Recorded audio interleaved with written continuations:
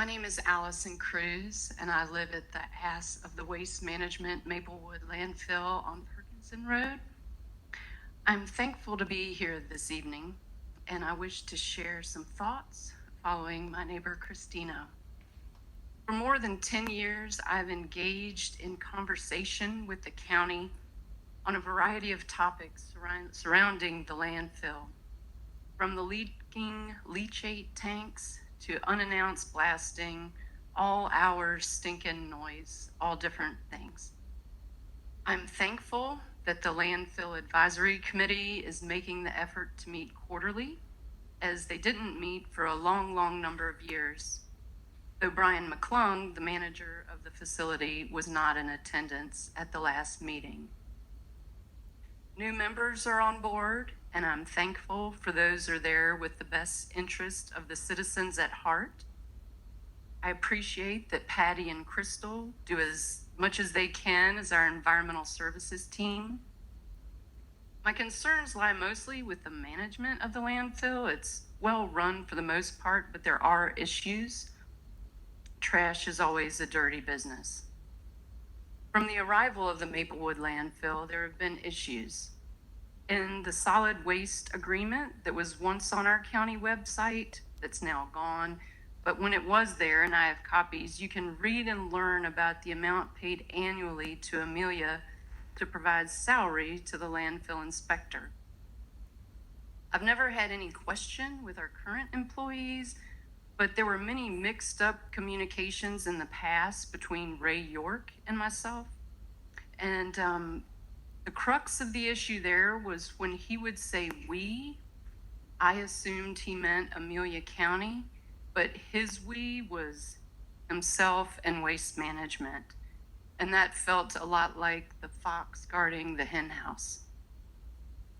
I understand deeply that the landfill is a valuable resource revenue stream for the county. I'm thankful for the local jobs created, but most, I'd venture to say, are specialized imported labor with the functions that go on there. The monthly reports provided to the county by Waste Management have struck my interest since I realized they existed. And so then, of course, I have repeated questions asking about the oddities in the categories entered on the data table. And Brian McClung's last response to me was, well, then I won't report that information anymore. So I don't see it in your packets. I don't know if it comes to you and maybe doesn't get passed along, but I'd be curious. I think we deserve more transparency and more thoughtful considerations of all aspects of the operation of the Maplewood landfill and the impacts on our community, especially the neighbors who bear the burden of proximity to the landfill. I hear the voices of those whose quality of life is robbed from them. With the large solar project on Buckskin Road conversation, my son has heard a lot of it, and he had a profound thought the other day. He asked me, what was anybody gonna do when the vultures came and destroyed those panels and shat all over them? I thought that was a pretty wise question. I find it hard to believe that folks were not aware of the vulture problem at the Maplewood landfill.